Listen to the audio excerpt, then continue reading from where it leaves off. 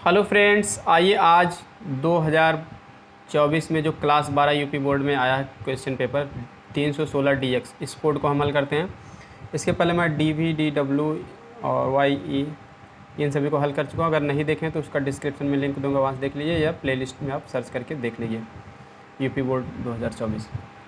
तो चलिए बिना किसी समय को बर्बाद किए हुए देखते हैं। देखिए, पहला क्वेश्चन आपका अनसीन पैसेज है। आप इसको जो है चाहें तो पढ़ सकते हैं वीडियो को पॉज करके। देखिए, the persons who work in the mines were mainly criminals और प्रिजनर्स ऑफ वार।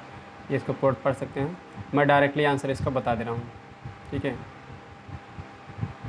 पहला क्वेश्चन क्या है? Who are the victims of the empress right. सम्राट के क्रोध के कौन शिकार थे? तो अब देखिए कीवर्ड क्या आते हैं। विक्टिम्स ऑफ इम्प्रेस राइट आप पकड़ेंगे, जहाँ से वहीं इसका आंसर होगा। तो आप यहाँ देखिए पढ़ते चले जाएंगे। Romans of good family who are the innocent victims of empress right, यहीं से इसका आंसर मिल जाएगा। तो आपको रोमन्स ऑफ गुड फैमिली, यही इसका आपको मिल जाएगा। इसमें देखिए आपको लिखना कैसे है कि the victims of the empress right Hoover, ये सारी क्रिया इधर कर देंगे, ठीक है। उसके बाद आपको यहाँ से लिख देना है रोमन्स ऑफ गुड फैमिली, ऐसे कर देना। दूसरा है क्वेश्चन पूछा, all alive were force to labour. सभी जो जीवित थे उन्हें फोर्स टू लेबर, उन्हें काम करने के लिए मजबूर किया गया विदाउट डिस्टिंक्शन, माने की परवाह किए बिना, या ऑफ सेक्स और बर्थ, लिंग या जन्म की परवाह किए बिना या कि भेदभाव किए बिना उन्हें काम करने के लिए मजबूर किया गया। What do you mean by this statement. इस स्टेटमेंट से आपसे क्या मतलब है? तो इसमें क्या है कि इसका मतलब इस क्या आप समझते हैं, अपने हिसाब से इसका इंग्लिश में अर्थ समझा के लिखना है, एक्सप्लेनेशन जैसे किया जाता है इंग्लिश में। तो आपको करना क्या है कि आपको बता देना है कि दिस स्टेटमेंट मीन्स, इस स्टेटमेंट का मीन्स मतलब है, क्या मतलब है, या सजेस्ट भी कर सकते हैं, या स्टेटमेंट सुझाव देता है, मीन्स या सजेस्ट भी कर सकते हैं। आपको देखिए यहाँ लिखा गया कि all alive were force to labour. सभी जो जीवित थे उन्हें काम करने के लिए मजबूर किया गया। कौन किनको मजबूर किया गया था? The persons who work in the mines, जो लोग खान में काम करते थे। माइंस मीन्स खान या खदान में काम करते थे। तो आपको इसका अपने हिसाब से इंग्लिश लिखना, फिर से थोड़ा सा बदल के लिखना, अपने हिसाब से लिखना है। तो ऑल एलाइव की जगह लिख देंगे वर्क, मतलब लिख देंगे आप एवरी वन। इसका मीन्स हो गया एवरी वन। ऑल का इनसे सिनोनिम्स का यूज़ किया जाता है और अपने हिसाब से थोड़ा चेंज करके लिखा जाता है। आपको कर देना एवरी यानी one, every one who was alive, प्रत्येक व्यक्ति जो क्या था, जीवित था। और अब जब एवरी वन लग गया तो वर्क हट के वाज हो जाएगा, ठीक है। Was, everyone was alive. उसके बाद आपको काम करके लिख देना है वाज। होस्ट का सिनांश लिख देंगे कॉम्पेल्ड, COMPELLED, कॉम्पेल्ड। तो आप अलाइव ही लिख देंगे, या अलाइव के साथ एक शब्द और लगा सकते हैं एंड कैपेबल, प्रत्येक व्यक्ति जो जीवित और सक्षम था, ठीक है। इस तरह से कर सकते हैं, कैपेबल भी लगा सकते हैं, नहीं भी लगाएंगे कोई दिक्कत नहीं। और वाज होस्ट सिनांश कॉम्पेल्ड हो जाएगा टू लेबर। लेबर की जगह लिख देंगे वर्क। लेबर माने परिश्रम, वर्क माने भी परिश्रम। उसके बाद थोड़ा सा और अपने मन से आप इसमें ऐड कर देंगे इन the mines. In the mines भी कर देंगे, क्योंकि भाई अपने हिसाब से आपको उसको अर्थ क्लियर कर रहे हैं। To work in the mines, तो आपको बेटर हो जाएगा। नहीं भी लिखेंगे तो गलत नहीं होगा, लेकिन आप इन द माइंस लिख देंगे, बेटर हो जाएगा। Every one who was alive and capable was compelled to work in the mines. प्रत्येक व्यक्ति जो भी खदान में काम करने के लिए जीवित और सक्षम था, ठीक है। हाँ, खदान में काम, वाज कॉम्पेल्ड टू लेबर, उसे कॉम्पेल्ड टू लेबर माने परिश्रम करने के लिए जो है मजबूर किया गया। लेबर की जगह वर्क कर दिया, work in the mines. Without distinction of or birth, इसका एक्सप्लेन कैसे करेंगे? विदाउट डिस्टिंक्शन की आप जगह लिख देंगे रिगार्डलेस।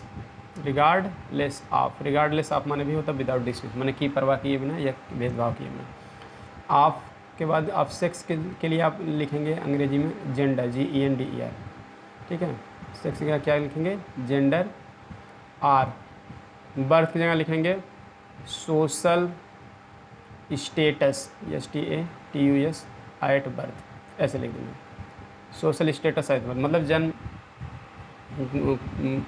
जन्म की जो है सामाजिक स्थिति, मतलब प्रत्येक, इसका पूरे का व्याख्या हो जाएगा कि प्रत्येक व्यक्ति जो भी जीवित था, ठीक है, उसे खान में काम करने के लिए मतलब कि जन्म या लिंग, ठीक है, जन्म के हिसाब से लिंग और सामाजिक स्थिति पर ध्यान दिए बिना काम करने के लिए मजबूर किया गया। प्रत्येक व्यक्ति जो भी जीवित था उसे जन्म जन्म के हिसाब से जो है लिंग और सामाजिक स्थिति पर ध्यान दिए बिना काम करने के लिए मजबूर किया, ये इसका अर्थ है। ठीक है, तो मिला कि आपको एक्सप्लेन करना है। All alive were posted to labour मतलब everyone who was alive and capable was compelled to work in the mines ले लें regardless of gender or social status at birth, ये चीज़ है। अगला क्वेश्चन हम देख लेते हैं, why were clothes not provided for the prisoners, कैदियों को क्यों कपड़े नहीं प्रोवाइड किए गए। तो आप लिखेंगे द क्लोथेज वर, यहाँ उधर जाएगा इंट्रोगेटिव को सर्टो में बदलेंगे, क्लोथेज were not provided for the prisoners, इतना प्रश्न से लिखेंगे। तो अब यहाँ जब क्वेश्चन पढ़ेंगे आप, यहाँ देखिए, यहाँ in order to keep down the expenses no clothes were provided for the prisoners, मिल गया ना कीवर्ड। तो यहीं से आपको इसी लाइन में से पता भी, clothes were not provided for the prisoners क्यों नहीं दिया गया। तो आपको कह देना कि to keep down the expenses, ऐसे करना, कीप डाउन में से कम करना, टू कीप खर्चों को कम करने के लिए जो है कपड़े नहीं दिया गया था। तो कीप डाउन के सिनोनिम्स होता है रिड्यूस, आप रिड्यूस भी लिख सकते हैं, टू रिड्यूस द एक्सपेंसेज कर दो या to keep down the expenses, बात है कि। अगला है why was death held with joy, मृत्यु का क्यों आनंद के साथ स्वागत किया गया। तो आपको कर देना कि death was held with Joy, इतना कर देना कि हेल्ड विथ जॉय, मृत्यु का जो है वाज यहाँ कर देंगे death was held with joy, मृत्यु का खुशी से स्वागत किया गया। बिकॉज क्योंकि, क्यों है तो क्योंकि कर देंगे। तो आपको कर देना कि क्यों किया गया, जब पूरा पढ़ेंगे तो आप पढ़ें पता चलेगा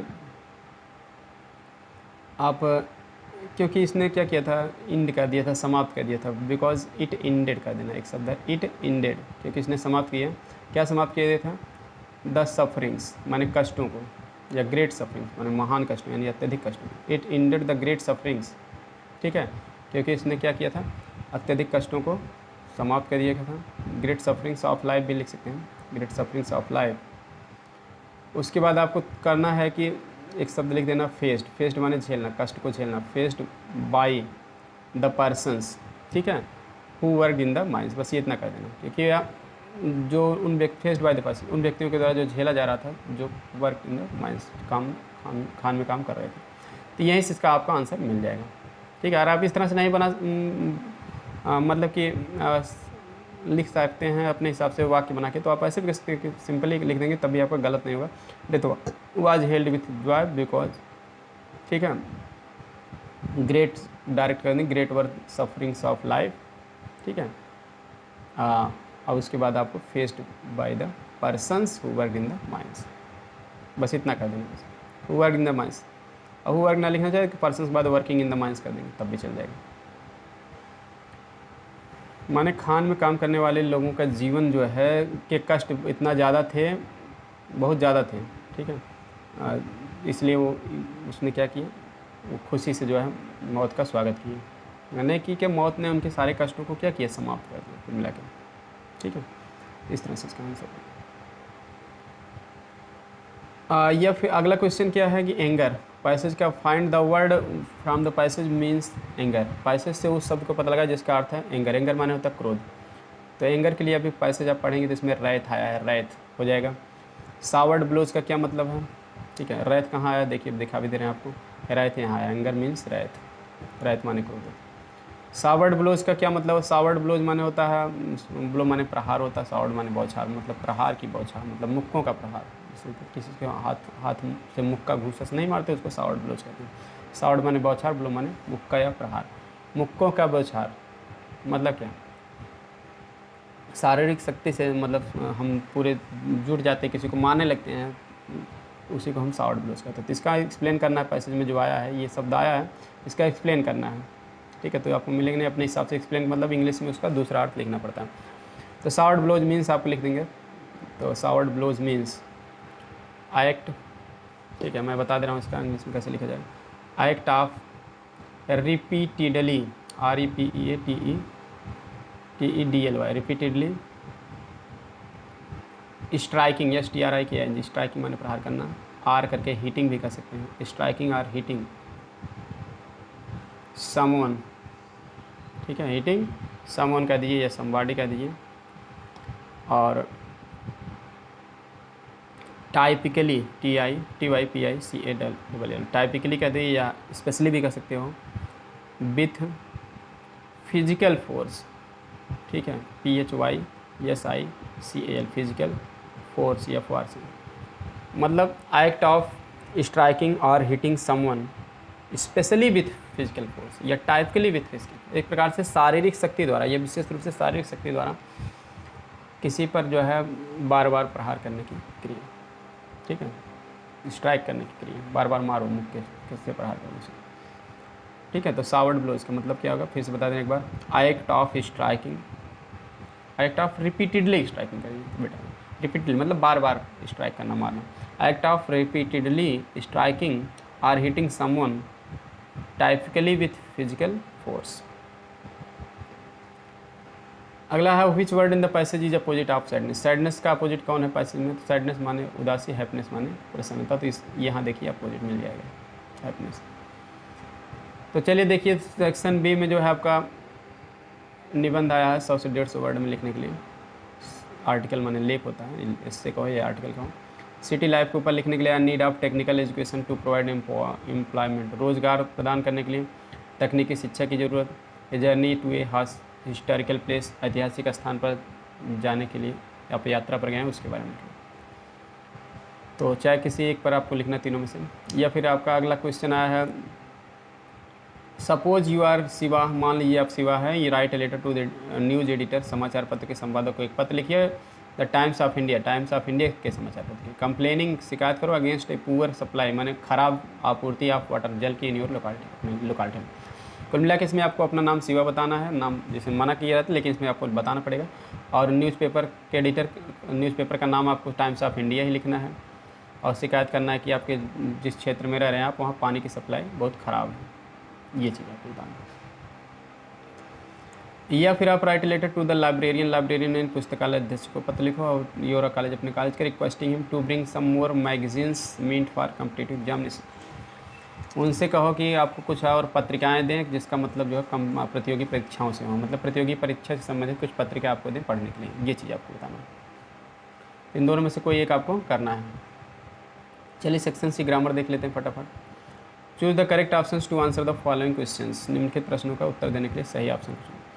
ए state where all religions are respected and practised is called, एक ऐसी दशा, स्टेट माने स्थिति या दशा, जहाँ पर सभी धर्मों को सम्मान किया जाता है और प्रैक्टिस्ड और मतलब सबको समान रूप से प्रथाएं मतलब मानी जाती हैं और सभी धर्म का सम्मान किया जाता है,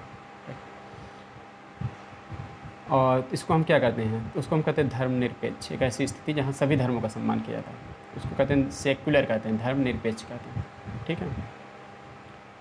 और टू फ्रेज फॉल फ्लैट, ये फ्रेज शब्द समूह है जो फॉल फ्लैट, उसका मीन्स क्या मतलब होता है, फॉल फ्लैट मतलब से बुरा प्रभाव डालना, अच्छा प्रभाव ना डाल पाना, तो इसका आपका जो है तीसरा वाला ऑप्शन सही, to fail to produce the effects that somebody wants, fail to produce मतलब उत्पन्न करने में असफल हो जाना, इफेक्ट प्रभाव को उत्पन्न करने में असफल हो जाना, दैट समबॉडी वांट्स, जो कोई व्यक्ति चाहता है प्रभाव डालना उसको प्रभाव न डाल पाए, तो उसको हम कहते हैं फॉल फ्लैट।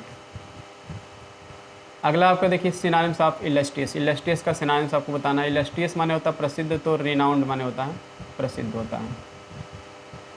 उसके बाद आपका अगला है question, which of the following sentence is correct, कौन सा सेंटेंस करेक्ट है। तो I know the boy whom you teach, मैं उस लड़के को जानता जिसको तुम पढ़ाते हो, तो ये एकदम सही है, एक ही वाक्य आपको बताना है, ठीक है। और देख लेते हैं और भी ऑप्शन, पहला तो एकदम सही है, I bought a book but which I did not, but which दोनों कंजक्शन नहीं लगी, ये गलत है। और each of them got there, each of them है तो ईच के अनुसार यहाँ देयर नहीं रहेगा, ये भी गलत है। ईच क्योंकि एक साथ एक वचन की वर्ब इसके साथ प्रोनाउन यूज़ किया जाता है, उनमें से प्रत्येक हरी, तो देयर नहीं लगेगा। Much books should not be used, ज़्यादा किताबों को नहीं, शुड नॉट बी यूज्ड, ये निगेटिव अर्थ दे रहा, बहुत सी किताबों को should not be used, much के साथ जो है नॉट भी नहीं लिखेगा जाएगा, तो ये भी गलत ही है। तो पहला ऑप्शन आपका सही है, देखिए ओनली ए जो दिया है यही सही है, सी और डी दोनों तो सही है नहीं, क्योंकि सी ही गलत है। अगर आपको कंफर्म नहीं कि डी भी मान लीजिए गलत है तो एक ही गलत है, तो सी डी ऑप्शन दिए तो ये तो हो नहीं सकता। और ऑप्शन आपका क्या है सी और डी, तो अगर मान लीजिए आप श्योर नहीं है कि डी वाला गलत है, आपको सही लग रहा है, तो सी वाला तो क्लियर है गलत है, ईच के साथ देर नहीं लगता, तो इसलिए अभी ऑप्शन नहीं हो सकता। ओनली बी तो एकदम गलत है, ये हो ही नहीं सकता। तो इस तरह से अगर आपको सही नहीं पता है तो आप जो गलत है उसको निकाल दीजिए, जो बचेगा ऑप्शन वो आपका सही हो जाएगा, ओनली ए 100% आपका करेक्ट ऑप्शन है, ठीक है। The antonyms of expedite, expedite माने होता है शीघ्र, होता है शीघ्र करना, जल्दी करना। तो एंटोनिम्स क्या, डिले, देर करना। अब चलिए पाँचवा देखते, change any one of the following into indirect speech. Indirect बनाना है, तो the boys said hurrah we have won the match, लड़कों ने कहा खुशी की बात है हमने मैच जीत लिया। तो हुर्रे आता है तो इसके लिए स्क्लेम्ड विथ जॉय लगाते हैं, द बॉयज स्क्लेम्ड विथ जॉय, लड़कों ने जो है खुशी के साथ चिल्ला कर कहा। दैट, अब यहाँ क्या है, ये हुर्रा हट जाएगा, एक्सक्लेम लगे, वी का क्या हो जाएगा, दे हो जाएगा, हैव का क्या हो जाएगा, हैड हो जाएगा, they had one the match, full stop. अगला है, देखिए एक ही करना पेपर में आपको, लेकिन मैं दोनों बता दे रहा हूँ। The doctor said to the patient, said to का क्या हो जाएगा, asked, ask the patient why, हाँ you had, why did you, you को जो है हम पेशेंट्स के अनुसार बनेंगे तो दे हो जाएगा, पेशेंट्स वाई दे, क्योंकि मैं पेशेंट, सॉरी पेशेंट एक वचन है तो इसलिए ही हो जाएगा, फिर से बता दें। The doctor asked the patient why, why को वाई रहेगा, यू को पेशेंट एक वचन है इसलिए ही हो जाएगा, वाई ही, डिड का पास्ट परफेक्ट बनेंगे, हैड हो जाएगा, हैड नॉट, कम का कम ही रहेगा, टू मी का जो है हो जाएगा डॉक्टर के अनुसार हिम, अर्लियर कर लिया ही रहेगा। देखिए पास आने के लिए जब कम का प्रयोग होता है तो बदला नहीं जाता, तो यहाँ पास आने के लिए अर्थ है कि तो मेरे पास पहले क्यों नहीं है, ठीक है। तो why he had not come to him earlier, ये चीज़ हो जाएगा। अगला देखिए सिंपल कंपाउंड दो बनाने के लिए आया है, क्योंकि पेपर में आपको एक ही क्वेश्चन करना था लेकिन मैं दोनों बता रहा हूँ। Mrs Geeta sold her big house, she got 20 lakhs for it, ठीक है। सिंपल सेंटेंस बनाना, तो श्रीमती गीता ने अपना घर, बड़ा घर बेचा और इसके लिए 20 लाख पाए, तो हम यही कहेंगे सिंपल में, मिसेज गीता ने अपने बड़े घर को जो है 20 लाख में बेच दिए। तो Mrs Geeta sold her big house, ये पूरा पहला लिख लेंगे, उसके बाद आपको ये फार जो है यहाँ से हटा के यहाँ कर देना, फार 20 lakhs, बस इतना ही करना है आपको, ठीक है। Mrs Geeta sold her big house for 20 lakhs, बस इतना। कीमत बताने के लिए फार का प्रयोग होता है, फार इधर आ जाएगा, फार माने होता में होगा यहाँ कीमत बताने के लिए। Do not be a borrower, do not be a lender, compound बनाना है तो दोनों निगेटिव है तो नाइदर बन जाएगा, NEITHER, neither be a borrower, फिर यहाँ लगा देंगे नार, ठीक है, नार हट जाएगा, डू नॉट हट जाएगा, नार लगने, nor be a lender, neither be a borrower, nor be a lender, ना तो उधार देने वाले हुई ना लेने वाले, बारो माने उधार लेना, लेंड में देना, ये शेक्सपियर की कहावत है, ठीक है। कि जिसको दे देंगे उधार वो देगा नहीं, तभी आपको एक टेंशन बना रहेगा कि हमारा पैसा नहीं मिल रहा है, और ठीक है, और वो तो भाई अब लिए रहेंगे तब भी टेंशन रहेगा कि देना है। तो दोनों कंडीशन में जहाँ तक प्रयास करें बिना लिए दिए काम चल जाए, तो अपने जितना कमा रहे हैं उसी में काम चल जाए तो बेटर है। अगला है आपका kabaddi is one of the most popular games in India, positive degree बनाना है, ठीक है। पॉजिटिव डिग्री कैसे बनेगा, तो वन ऑफ रहता है तो उसका पॉजिटिव डिग्री वेरी फ्यू से बनता है, वेरी फ्यू माने बहुत कम, या एक शब्द है ओनली ए फ्यू, ये भी लगा सकते हैं, माने केवल कुछ ही, तो वेरी फ्यू। उसके बाद जो है हम एडजेक्टिव बाद वाले शब्द लिखेंगे नाउन को, games in India, very few games in India, ये आप हम पहले लिखेंगे। उसके बाद आपको वेरी फ्यू गेम्स, गेम्स बहुवचन है तो यहाँ आर लग जाएगा, ठीक है, आर। उसके बाद एज पॉपुलर, फिर एज कबड्डी, बस इतना कर देंगे, very few games in India are as popular as kabaddi, माने भारत में बहुत कम ही खेल उतने पॉपुलर हैं जितना कि कबड्डी, कहने करने कबड्डी जो है भारत में लोकप्रिय खेलों में से एक है। This is a lame excuse, इसका एक्सक्लेमेटरी बनाना पड़ेगा, तो कैसे बनाएंगे, दिस इज यहाँ से हटा देंगे, वाट लगा देंगे, वाट ए लेम एक्सक्यूज, दिस इज यहाँ इधर आ जाएगा प्रश्न, ये एक्सक्लेमेटरी निशान लग जाएगा, वाट ए लेम एक्सक्यूज दिस इज, कितना झूठा बहाना है, लेम एक्सक्यूज मैंने होता झूठा बहाना। Correct any one of the following sentence, कोई एक सही करना है, मान दोनों हम बता रहे हैं।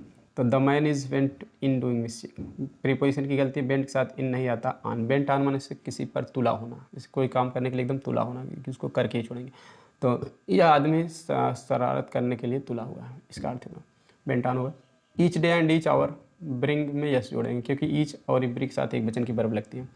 ईच के बाद देखिए नाउन एक वचन, इधर भी नाउन है तो वर्ब भी एक वचन लगे। ब्रिंग में यस ब्रिंग्स, और जब प्रोनाउन भी एक वचन का ही लगता है तो इसलिए इसके साथ इट्स हो जाएगा। Brings each day and each hour brings its duty, ये चीज़ हो जाएगा।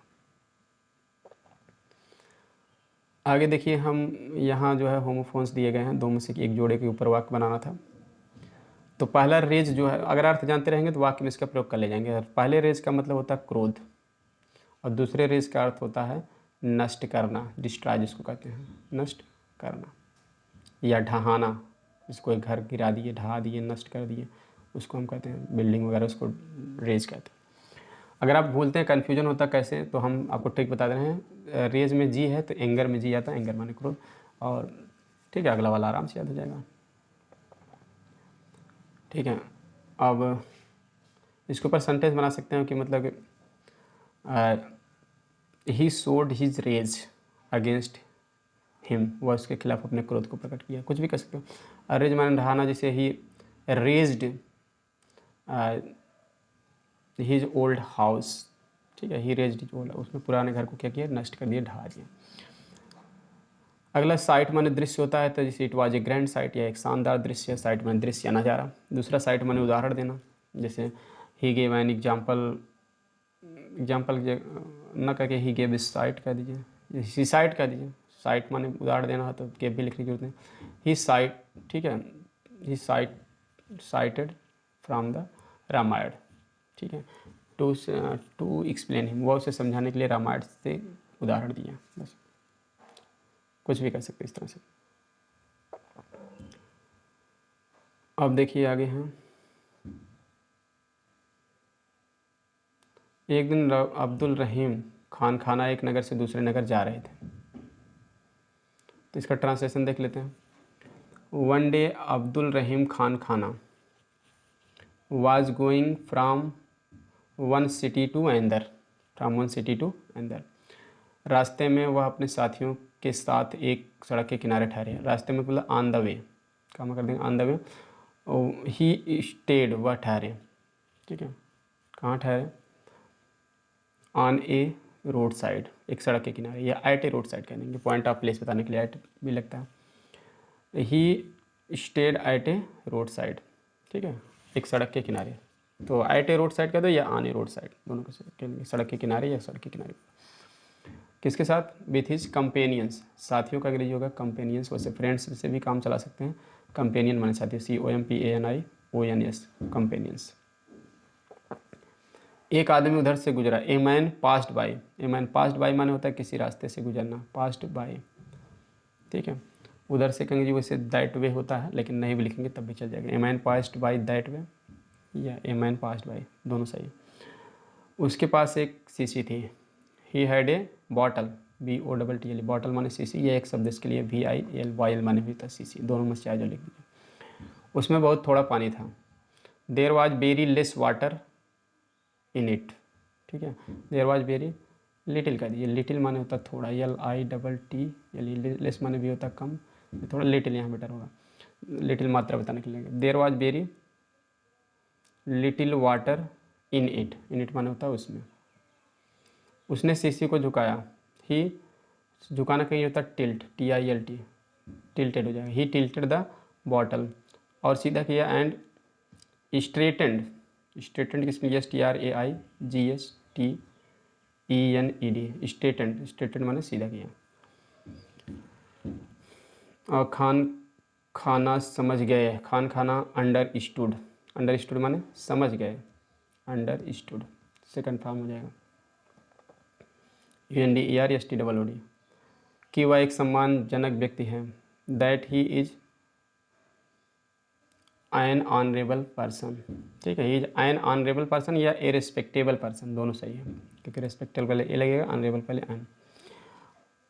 और निर्धन हो गया है, एंड हैड बिकम पुअर, निर्धन मतलब गरीब, वह ध्यान देना गया है लेकिन हैड लगेगा, हैड बिकम, क्यों, क्योंकि अंडरस्टूड है, समझ गए कि, ठीक है, खाना अंडरस्टूड दैट, समझ गए कि वह एक सम्मानजनक व्यक्ति है, यहाँ भी वाज लगेगा, that he was an honourable person या he was a respectable person, क्योंकि यहाँ ग्राम इनडायरेक्ट रूल क्या है कि यहाँ दैट लग गया तो इसके पहले अंडरस्टूड है वर्ब, तो अगर इधर वाला पास्ट है तो उधर भी पास्ट लगेगा। ये आपका सीक्वेंस ऑफ टेंसेस का रूल है। तो ये अंडरस्टूड के नाते यहाँ वाज हो जाएगा, was a respectable man and had become poor, ये चीज़ हो जाएगा जिस सही करेक्ट ग्रामर के हिसाब से होगा। उन्होंने उसे अपने पास बुलाया, he called him to himself, he called him, उन्होंने उसे बुलाया, टू हिमसेल्फ माने अपने पास, और उसे अपना मित्र बना लिया, and made him his friends, and made him his friend, और उसे अपना मित्र बना लिया।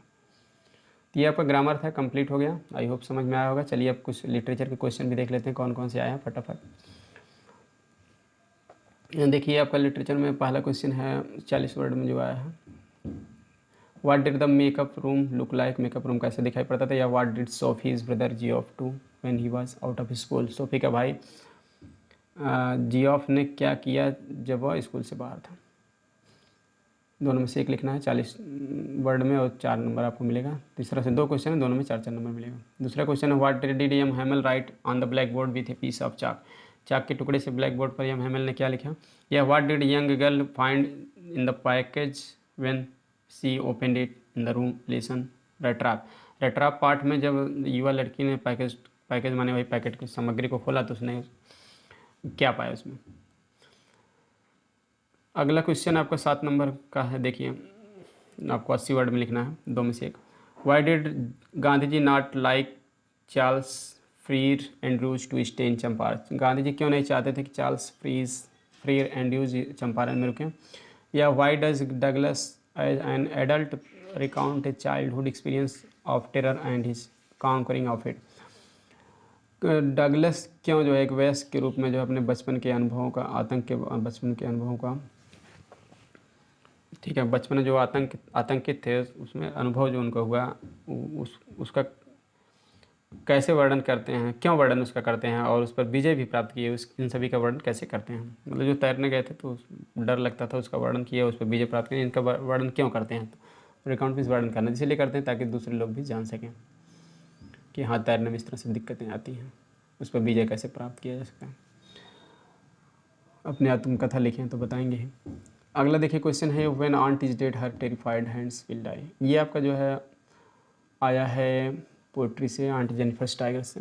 इसमें से आपको देखिए 3 क्वेश्चन है, इसी में से आपको छांट के लिखना है। तो इन सभी क्वेश्चन आंसर के ऊपर मैं सेपरेट वीडियो डालूंगा, इसलिए आप जो मैं केवल चर्चा कर ले रहा हूँ कौन कौन से क्वेश्चन है, ताकि आपको पता चल जाए इस तरह से क्वेश्चन आते हैं, ये क्वेश्चन इंपॉर्टेंट होते हैं। बाकी तो आपको सेपरेट वीडियो मिल जाएगी। सेंट्रल आइडिया देखिए 3 आया है, things of beauty mother eight 66 road side stand, इनमें से किसी एक को आपको लिखना है। 11वां क्वेश्चन आपका सप्लीमेंट्री से आया है, हाँ पहले क्वेश्चन है तो 2 में से 2 है, एक एक करना है। How can one by old money as describe by Charlie, Charlie के द्वारा जैसा वर्णन किया गया कि पुराना धन को कैसे मतलब व्यक्ति खरीद सकता है। या वेयर वाज द आर्थर जिटकाला सा placed while marching into the dining room, मतलब भोजन कक्ष के कमरे में की तरफ आगे बढ़ते समय जिटकाला सा को कहाँ पर जो है रखा गया था, मतलब कहाँ स्थान उनको दिया गया था। या फिर why is the old saying, what is the old saying that Maharaja knew, पुरानी कहावत क्या है जो महाराजा जानते थे। टाइगर्स वाले में से है, टाइगर किंग सी पार्ट से। या फिर व्हाट हैड द आथर बामा not had when she was studying in the 3rd class, जब आथर लेखिका बामा जो है आथर जो है बामा जो है वो लेखिका जो थी, तो लेखिका बामा जो है जब 3rd क्लास में पढ़ती थी तो उसने क्या नहीं सुना था। लास्ट क्वेश्चन है आपका 80 वर्ड में लिखना है, 7 नंबर का क्वेश्चन है। Why was the 3rd level a medium of escape for Charlie, Charlie के लिए तीसरा तल कैसे पलायन का जो है माध्यम था। या फिर what did Sadao do to get rid of the man in the lesson the enemy, enemy part में जो है आदमी का what did Sadao do, Sadao ने क्या किया था टू गेट रिड ऑफ, उस आदमी से छुटकारा पाने के लिए एनिमी पार्ट में सदाव ने क्या किया था, डॉक्टर सदाव जो थे। तीन सभी के दोनों में से एक लिखना है। आई होप समझ में आ गया हो। वीडियो पसंद आए तो लाइक सब्सक्राइब शेयर करें। मिलते हैं नेक्स्ट वीडियो में, अगला सेट हल करते हैं उसमें। तो और बाकी कंप्लीट ग्रामर आप पढ़ना चाहते हैं तो आप चैनल पर ज़रूर देख लीजिए। एक्सीलेंट ग्रामर पूरा कक्षा 12 की 11 की से 10 तक पूरा कवर है। कंप्रेशनल ग्रामर भी है, चाहे जिसकी तैयारी आप करना चाहते हैं तो चैनल पे कुछ ना कुछ आपको सबकी तैयारी मिल जाएगी वीडियो। और कमेंट करके आप बता भी सकते हैं आप किस चीज़ की वीडियो चाहते हैं। मिलते हैं नेक्स्ट वीडियो में। वीडियो को ज़्यादा से ज़्यादा शेयर करें। Thanks for watching video. और चैनल पर नए हैं तो ज़रूर सब्सक्राइब करके घंटी दबा लें ताकि जल्दी जैसे वीडियो अपलोड करूँ नोटिफिकेशन आपको तुरंत मिल जाए। Thanks for watching video.